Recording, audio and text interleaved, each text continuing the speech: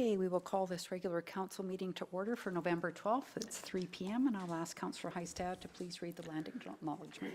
Thank you, Mayor Barkley. The town of Innisfail acknowledges that we are meeting on Treaty 7 territory, the ancestral and traditional territory of the Blackfoot Confederacy, Kainai, Piikani, and Siksika, as well as the Tsuut'ina First Nation and Stoney Nakoda First Nation. We acknowledge that this territory is the home to the Métis Nation of Alberta, Region 3, with the historical Northwest Métis homeland. We acknowledge that many First Nations, Métis and Inuit who have lived in and cared for these lands for generations. We are grateful for the traditional knowledge keepers and elders who are still with us today and those who have gone before us. We make this acknowledgement as an act of reconciliation and a gratitude to those whose territory we reside on. Okay, thank you, Councillor Heistad. And are there any additions or deletions to the agenda? Yes, please, Mayor Barkley, for council consideration, addition to 4.4 Community Economic Development Committee member application. Similar, you review the application in camera, so it'd be a 12.2 with the same title, CED Committee member application as outlined in the MGA, Section 197.2 and the Freedom of Information Privacy Act, Section 17 and 19.1. Okay, thank you. Did you mean 4.4 or 5? 4.5, sorry. 5, okay, yeah, perfect. Could I please have someone make a motion to accept the agenda, adopt the agenda as amended? Councillor Maceros? Yes, I'll make that motion. Thank you. Okay, thank you. All in favor? Carried, thank you. And we will move into 3.1, the regular council meeting minutes for October 28th. And when someone's ready, Councillor Bates. I'll move those minutes be adopted as presented. Thank you. Any changes? All in favor? Carried, thank you. And then 3.2, the organizational meeting of October the 28th. Please have someone make a motion for that. Councillor, do you have your light on? I'll make that motion. Maybe you didn't turn it off, sorry. Okay, okay. All in favor? Okay, carried, thank you. And then 3.3, agenda and priorities meeting of November the 4th. Please have someone make a I'll move motion. those minutes, Mayor Barkley. Okay, thank you very much. Any changes? All in favor? Okay, carried, thank you. And we'll move into 4.1, a request for decision with CEO Becker on his Thanks, Mayor Barkley, report. hello, council. Just quickly, the report outlines how council can participate in the outstanding A, B munis resolutions that are there for your consideration. These resolutions are outstanding as a result of running out of time at the AB Munis Convention. Council has the ability to submit inputs by November 18th through email or participate in the November 28th webinar, and you can have direct input to the president. Following all input by elected officials and members, the board will then decide how to proceed with those outstanding resolutions. So just for your information, other than that, the report is there for your information if there's any questions. Okay, thank you. Does anybody have any questions? If not, please have a motion to accept the CEO report. Councillor Dunham. Mayor Barkley, I move the council approves the Chief Administrative Officer report dated November 12th, 2024's information. All right, thank you. All in favor? Okay, carried. And we will move into 4.2 with CEO Becker on council vacancy. Thanks, Mayor Barkley. I feel a little bit insensitive having to bring this forward to for your attention due to the passing of Councillor Harrison recently. It is a formality for you to discuss how you wish to proceed in relation to the vacancy. There are a couple options for your consideration. However, administration is recommending that council leaves that position vacant, which you are able to according to the MGA, and you proceed into the election of 2025. All right, thank you, CEO Becker. Could I please have someone make the recommended motion?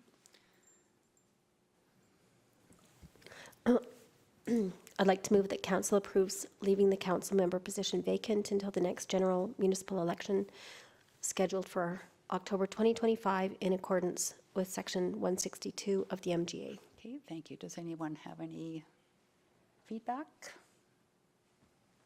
Councillor Dunham? Thank you, Mayor Barkley. I guess, yeah, I'm in favor of the motion. if you look at how long it would be to onboard after the potential by-election, I mean, there would be months left, so I really don't see personally the point in doing it, so I support the motion. Okay, thank you. Okay, anybody else? No, all in favor? All right, carried unanimously, thank you. And we'll move into 4.3 with Manager Leith and the Community Safety and Wellbeing Plan.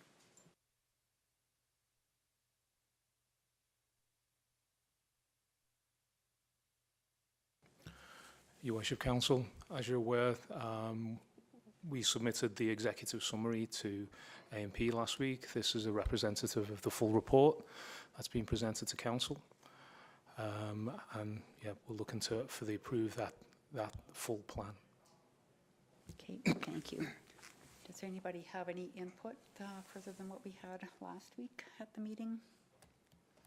If not, I would ask for a motion, please, to approve the Community and Safety and Wellbeing Plan. Councillor Hystad. I'll make the motion that council approve the Community and Safety and Wellbeing Plan. All right. Thank you. Any further discussion? All in favor? Okay, carried. Thank you. Thank you, Manager Leith. Okay, we'll move into council action control.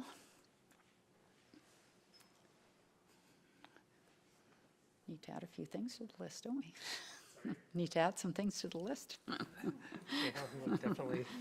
Okay, if there's no questions, I'll have somebody make a motion, please. Councillor Wing. Thank you, Mayor Barkley. Actually, I have a question, and I will make the motion. So let's start with the motion. I would move that council accept the council resolution action control for this period. And I just wanted to ask a question about the radon test kits.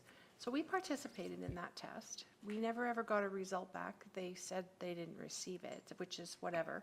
But I'm wondering, have we learned anything more about whether we can continue to provide the test kits?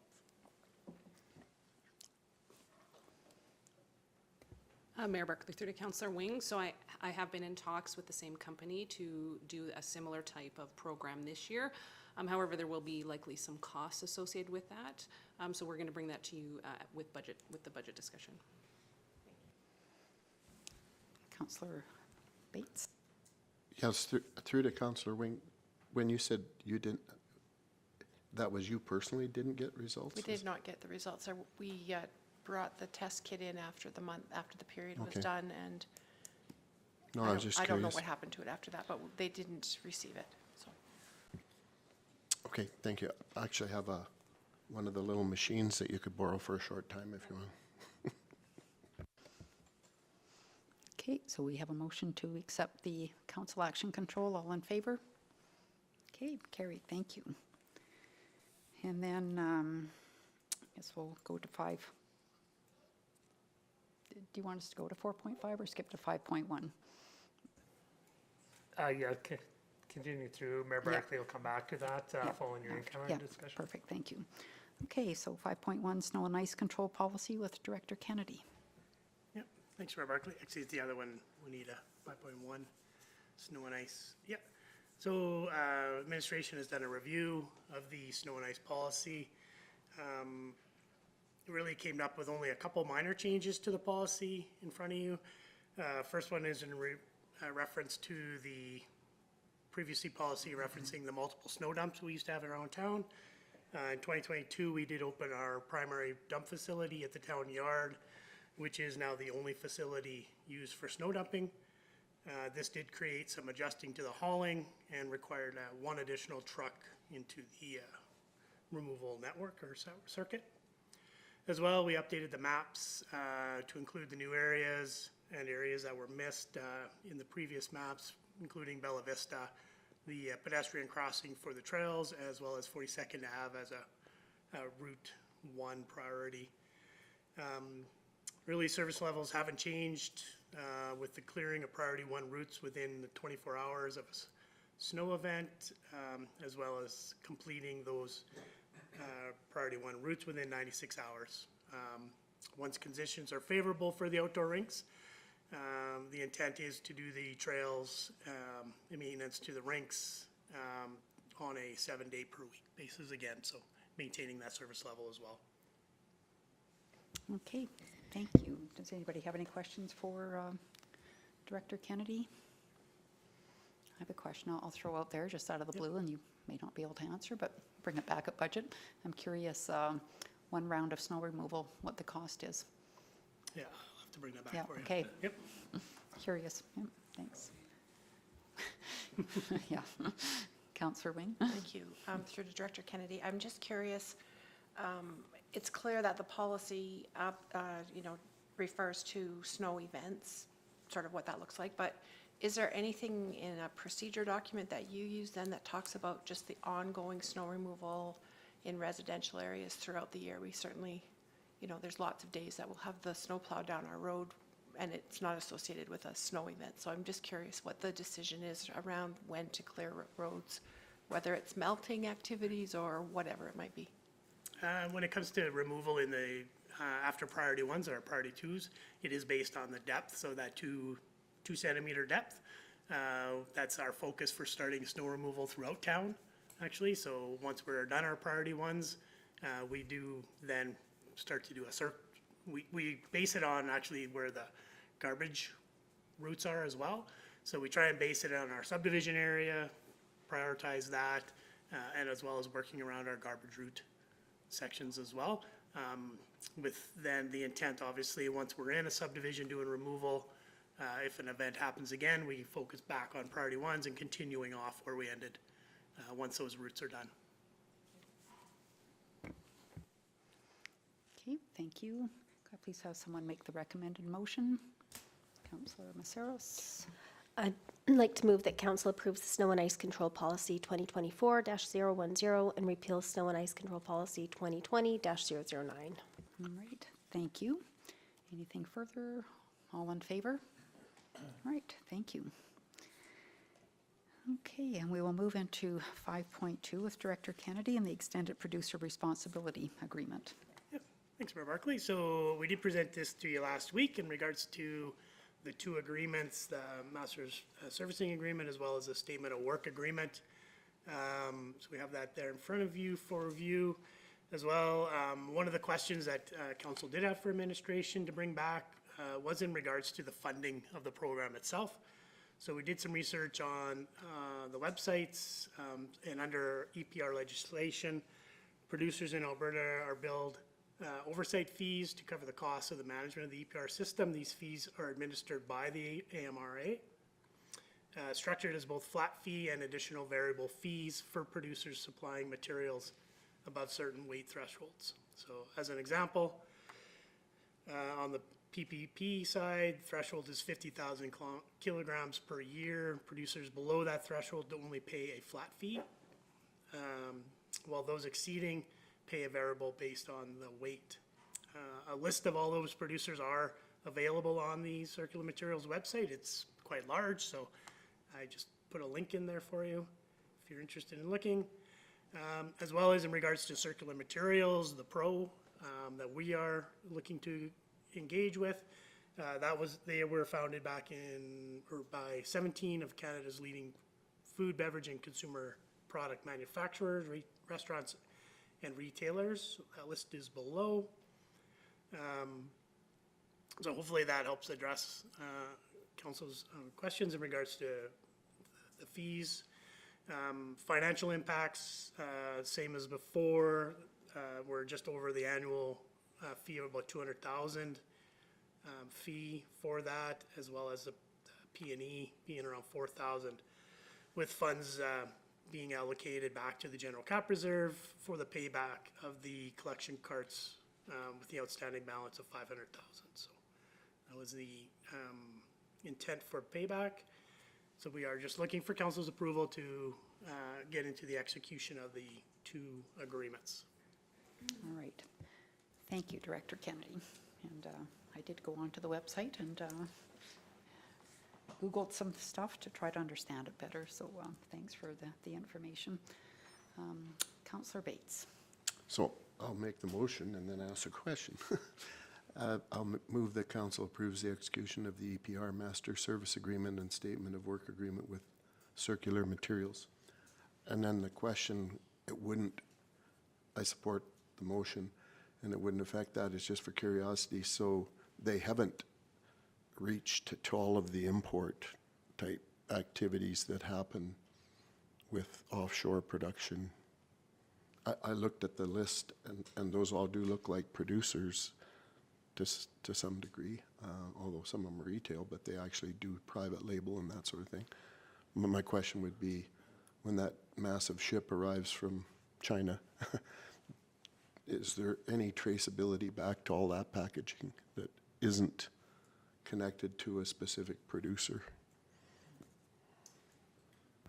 Probably a good question. I do not know. I don't know how the tracing back would work. Well, no, I just thought maybe I missed that, or it seems like an impossible task, which is partly why I ask.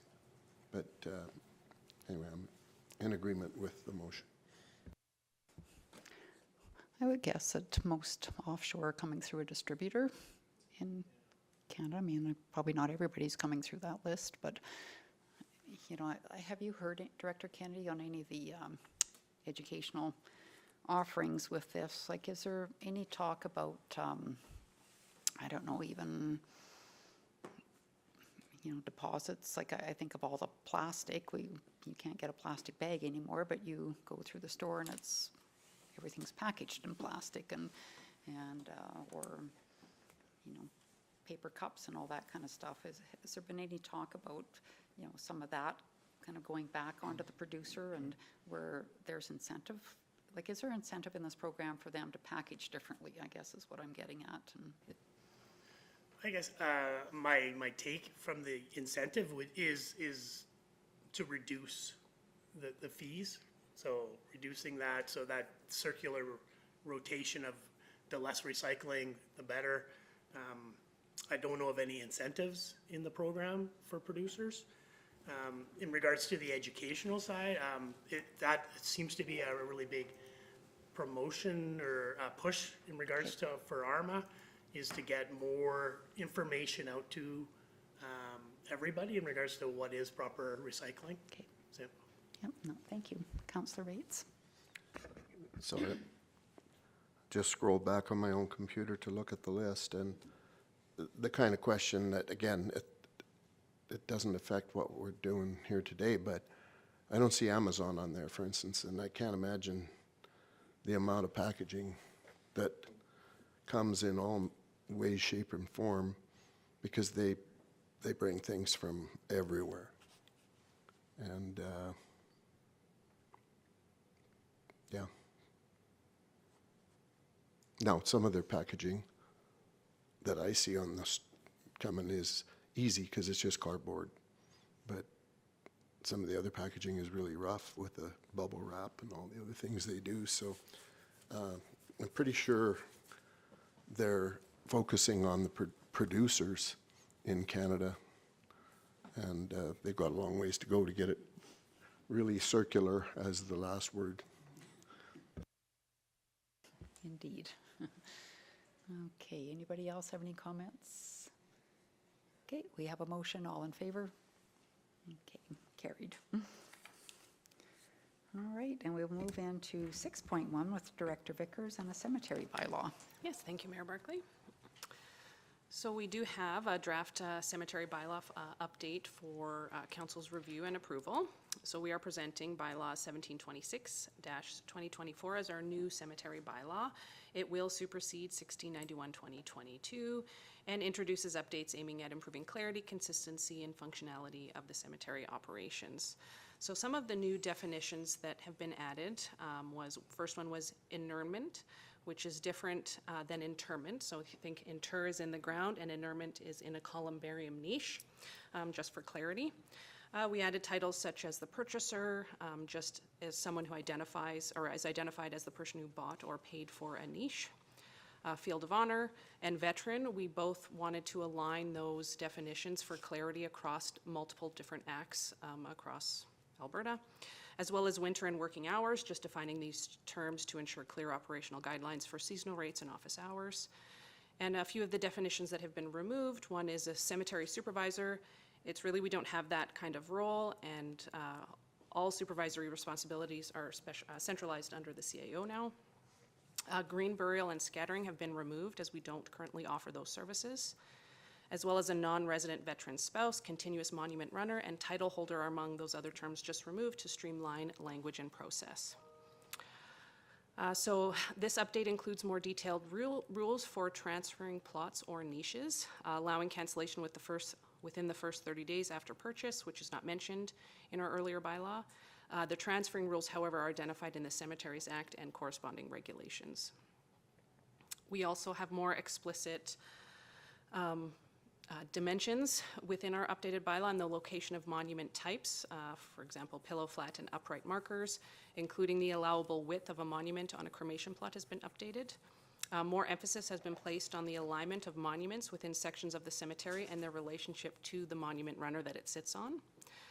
Certain burial procedures have been updated. Specifically, we do have one cremation plot that's actually smaller than the rest of the cremation plots. So we had to identify that only 2 cremation plots would be allowed in each of the plots, and 3 are allowed in all the other plots. So we did kind of have to make that distinction, as well as removal of the green burials and the scattering of remains sections. We actually don't have sections that have this available currently. So as we open up a section that would allow for a green or a scattering, we would bring the bylaw back for an update to re-include those. But by having them in the bylaw, we don't want to mislead the public to think that we have those services available when we don't. So the bylaw clearly defines working hours as 8 to 4 to stay in line with our operations department, and that excludes statutory holidays, and that's just to ensure clarity on operational timing and response expectations. And it does provide a clear time frame for November 1st to April 30th for winter. Traditionally, in the wintertime, it does take a lot more time. We do have to actually thaw the ground out with a piece of machinery. So offering more position when additional winter rates or requirements will apply. So a rates and fees bylaw update will come before council on the 9th of December, just after we pass budget, to incorporate all budgetary increases. In that will include the standard annual increase for the cemetery fees, but we will also be adding in some specific fees for winter, like evening and weekend times, right? So we just need to specify all the different times. So there will be some new charges in there. So the 2024 cemetery bylaw includes mostly administrative updates, such as emphasizing the role of a CAO over the cemetery supervisor and tightening language on monument and decoration regulations. The changes in definitions and operational controls streamline processes, reduce ambiguity, and provide clear expectations for both town staff and the public. The new bylaw maintains previous positions around depth requirements, residency in the field of honor, and is more focused on operational clarity and uniform enforcement across cemetery procedures. So we will do an update on our town website, and we will advertise on our regular channels, such as the Town Voice social media and utility inserts as required. So I'll take any questions you have, but I am looking for 4 different motions today. Yes, see that, perfect. Could I please have someone make the first motion? Councillor Dunham. My work, thank you. I move that council accepts and gives 1726-2024 cemetery bylaw first reading. Okay, thank you. Any questions? Councillor Bates? I just have one. In the decoration policies, which I know received some concerns this past summer, do they specifically look also at the columbarium? Because I do see, when I go through there, times when you have to be really careful where you walk, etc., because there has been, at times, I'm sure if you checked with the operations department, they would tell you what they encounter when they're trying to even clean the area or keep it tidy. So I just want to make sure that we don't overlook that. Yes, Mayor Barkley, through to Councillor Bates. It is intended to be, if it's on the ground and they need to move it so that they can mow and upkeep the cemetery, they will be removing those items.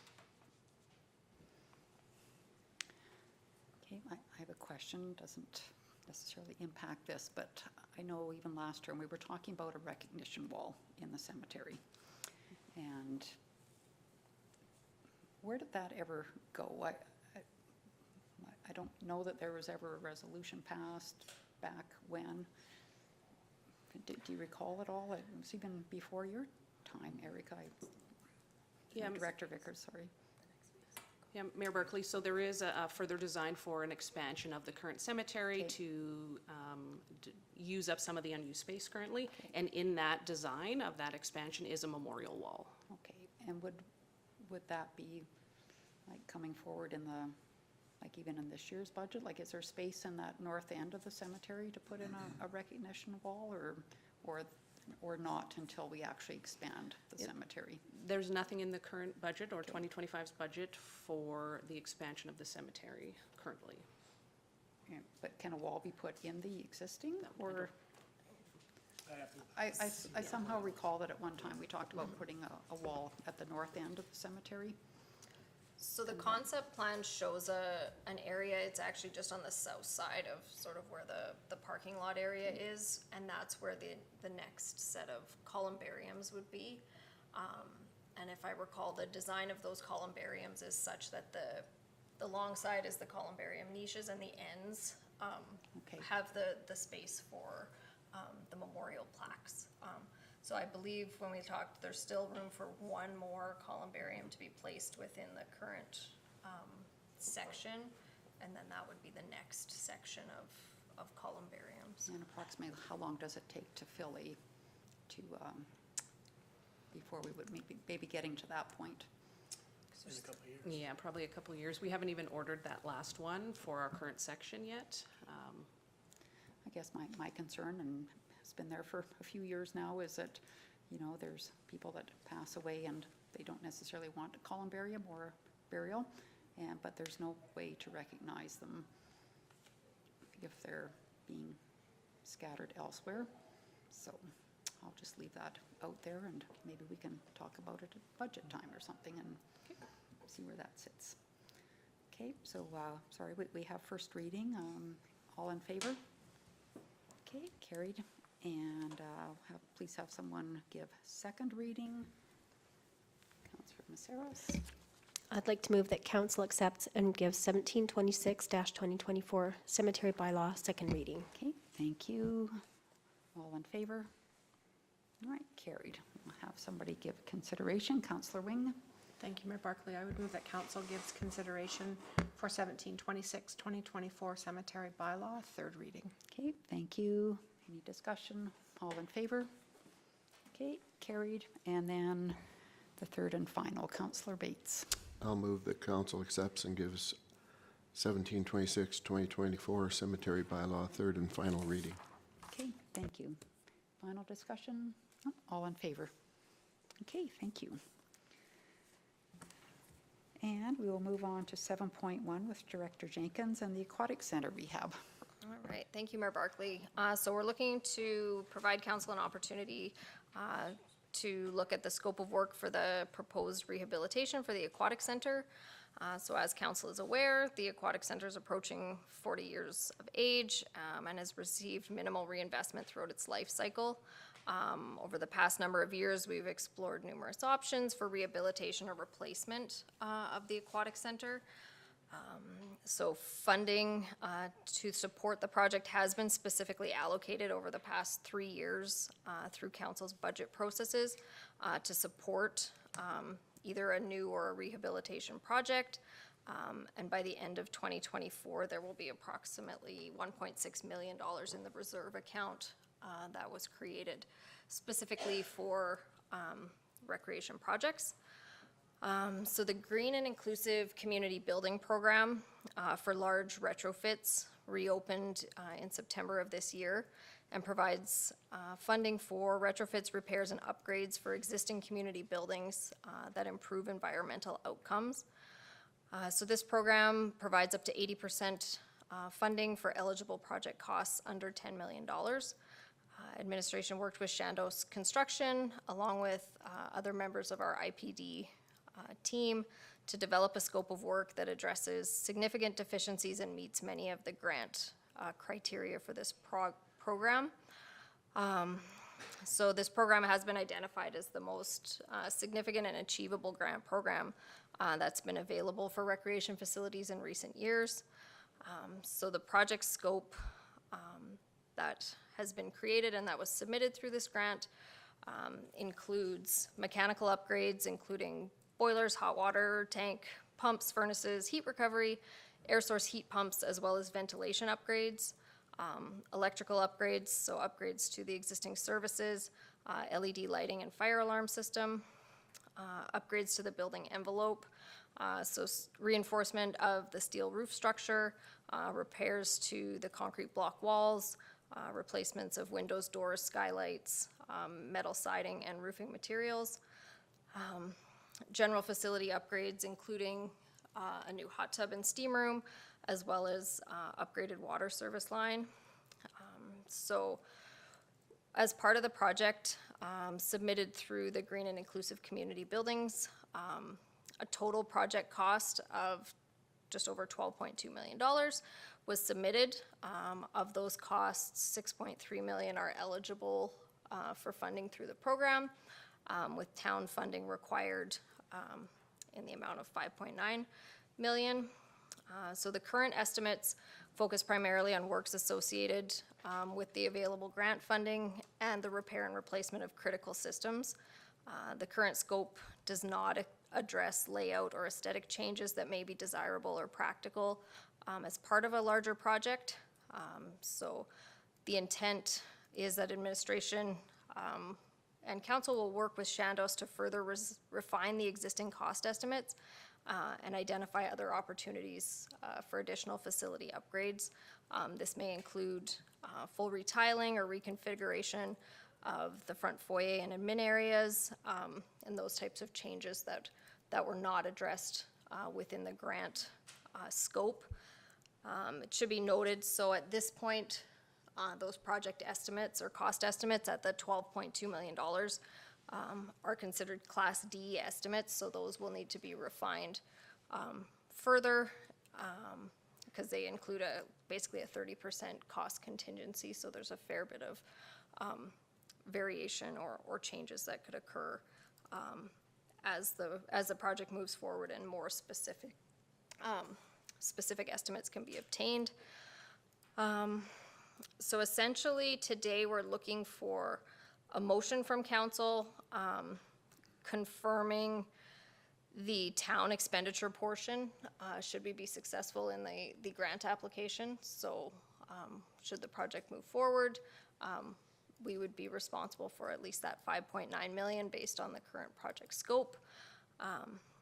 And we'll also be coming through budget with the full capital project, basically giving council the ability to give us the go-ahead to continue to work through the process and determine what the scope of the project would be in the event that we're successful or unsuccessful in the grant application. All right, thank you, Director Jenkins. Could I please have someone make the recommended motion?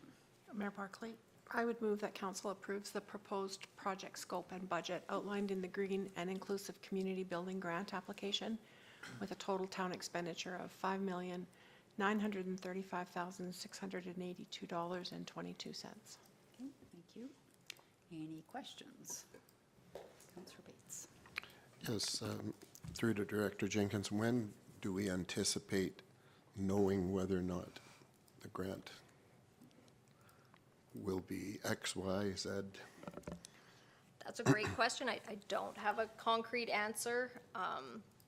I was told through the grant process we worked with Alberta Council on the grant submission, that they had heard that it would be 12 to 18 months before money would flow out of the project, but that we would anticipate being contacted if we're in the running. They're going to come back and ask for some more details or clarification on different parts of the application. So I'm hoping by the early new year we'll at least know if people have been contacted to sort of move through the process, though we may not have a final grant agreement or anything in place. Thank you. Director Jenkins, with the work that's being done, I know going back a few years now, we talked about the work needed on the pool, and there was a lot of talk around the retiling, and I'm not sure what the exact terminology is, but the gutters that go down, the tracks go down the edge of the pool, would that be something that really should be done? Because it seemed to be a huge issue.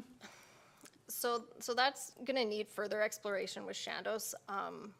When we did the more in-depth evaluation of the pool basin and when the pool was drained and they had their experts in there evaluating it, they were very much of the mind that it's in really good shape and don't mess with it.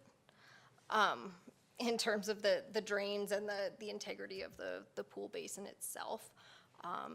Some of the floor drains that are separate from the basin, as well as the tiling could be addressed, but we would likely maintain the existing sort of skimmer system that is there.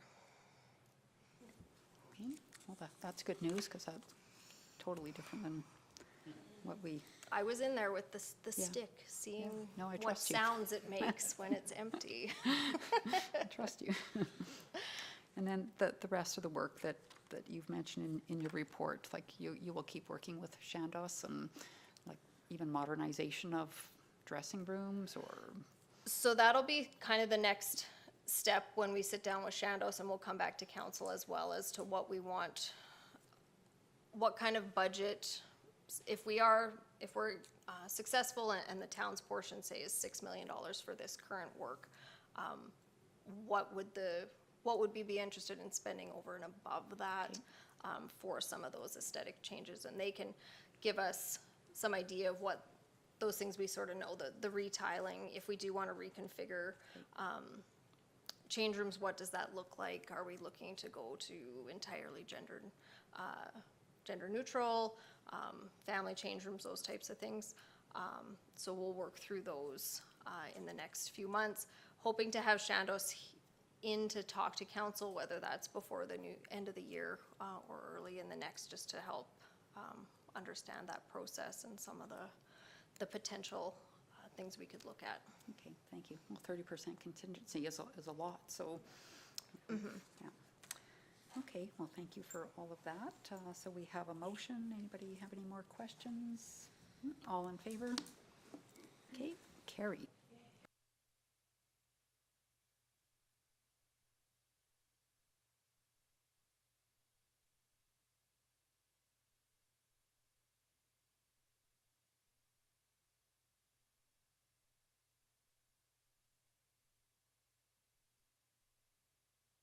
Just have someone make a motion, please, so we accept the correspondence as information. Councillor Bates. I so move. Okay, thank you. All in favor? Okay, carried. And we'll go into reports, and we'll begin with Councillor Dunham today. Thank you, Mayor Barkley. Did not get my report in on time. My apologies. October 29th, I attended the Innisfail and Area Chamber of Commerce Business Awards. November 6th, I attended the Cape Championship Leadership event. Jennifer Bottrell, who is Olympic hockey player, was the keynote speaker. My takeaways, which were 2 pages of note, but just to kind of summarize them, was how to be a better leader, grow as a leader, every role is important, be a leader even when you're not, support your team, excel every day with the focus on mindset, keep yourself at best performance level, using recovery windows, and everyone's path is different. Some quotes that I took away from Jennifer, which I definitely have looking to apply to my own life, is play with a free mind and unburdened heart. And my favorite is, if someone else can, why not you? So, and then there was panel discussion with Matt McKnight from the Olds women's hockey team. He's the coach, and Craig Hand from Eagle Builders. And then on November 11th, I attended the Remembrance Day ceremony. And once again, it was great to see so many people of our community out there supporting and remembering those that fought for our freedom. Thank you. Okay, thank you, Councillor Dunham. And Councillor Hystad. Thanks, Your Worship. I apologize as well. Some of the highlights I had last week were emergency management meeting with yourself and Councillor Wing, Innisfail Historical Village, and also had a Police and Safe Community Committee meeting. And I attended the Remembrance Day celebration, and I just want to say it was a great turnout, and it was nice seeing most of you there. And and this week we'll honor Councillor Harrison tomorrow, so I'm looking forward to celebrating his life. Thank you. All right, thank you. Councillor Wing. Thank you, Mayor Barkley. I did submit my report. I had missed on there that I attended the Emergency Advisory Committee meeting, so that was that. I did make a note on my report that I participated, or I attended the Finding Common Ground in Polarized Times presentation by Dr. Jared Wesley at the University of Alberta. I had participated in one of his focus groups a year and a half ago, and I was struck through the focus group by perceptions and how people felt about the province. I was really impressed when I heard his presentation, and it's something that I'd like to put on the agenda to have a chat about later, potentially having Dr. Wesley come down, maybe meet with us, but maybe meet with a bigger group throughout Central Alberta, talk about people's perceptions versus people's realities. It was a very, very well done and very interesting presentation. I also attended Remembrance Day yesterday. It's always the most honoring yet sobering experience of the year. So good. I'd like to send my regards to the Legion for another job well done. Thank you. Okay, thank you. And Councillor Bates? So, yeah, I put my report in bullet points. Just a comment, when I did attend the Cape Leadership presentation, and yeah, particularly Jennifer Bottrell and the Eagle Builders. I learned a lot about each of them. And if I look back in my entire working career, I've been to a lot of motivational speaker events, and some of them were famous people and people that are professional motivational speakers. And this was the most grounded event that I've ever attended, and I really found it valuable. I also, as deputy mayor, had a small opening with the Barbarito business in town, and it was pretty much confined to their folks, and they had a little delay, so I ended up with a good hour to chat with the owner about small business, and that was very informative. The Water Commission meeting for tomorrow was canceled, and we've taken it off the list. And I will be going to Councillor Harrison's service tomorrow. That's the most important thing this week. Thank you. All right, thank you. And Councillor Maceras? Thank you, Mayor Barkley. My report highlighted the Chamber AGM, and I'd just like to expand on some of the accomplishments from the Innisfil Chamber from last year. Primarily, we've achieved more financial stability, and that has to do with being able to create a strategic plan with the financial support that we received from the town, and also being able to broker a deal with the electronic highway sign. And that took a tremendous amount of effort. And that's going to go for a 15-year term, which is going to create some stability that has been lacking.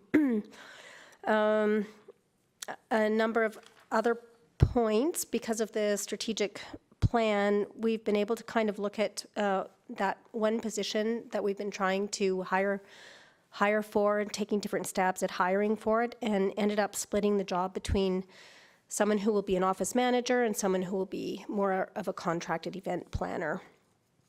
And the office manager is Trish Proctor, I think, as everybody knows, and she's been doing a fantastic job, including the Business Awards dinner, which I think was what I heard was that it was the largest that we've had to date. A couple of other things. We became one of several beta testers for the Alberta Chambers of Commerce new online chamber management platform, which has allowed us to try out a new website, have a member customizable directory, have online payment options, event ticketing, and a customer relations management database. We've moved everything to a cloud-based system and programming, and we have brought on 2 new board members. Michaela Ludwig, I don't know her personally, but she's got a pretty amazing resume and has got strengths in writing and journalism. And David Arbo, who's been a member of the community for about the last 20 years, and he and his wife have got several buildings and fourplexes that they've put up in the area, as well as a home building business. So, yeah, that's just kind of highlights from what the Chamber accomplished last year. Okay, thank you for that. And thanks for the comments around the CAPE event with Jennifer Botterill and the panel. It was a good morning, and I will pass those back to Tracy Gardner, our Executive Director at CAPE. Also want to say there was a beautiful tribute in the paper today for Councillor Harrison, so thank you for that.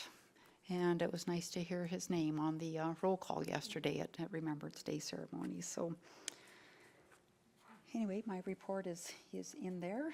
I as well listened to the Dr. Wesley stuff. I just love him and all the research that he does in Alberta, and what comes out of it is so interesting.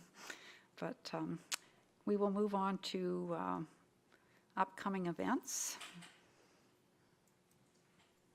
And I'll just have a motion to accept the upcoming events as information. Councillor Dunham. Barclay, I will make that motion. All right, thank you. All in favor? Carried. Thank you. And then we'll have a motion to go in camera. I'll move that we go in camera. Okay, thank you. All in favor? Thank you.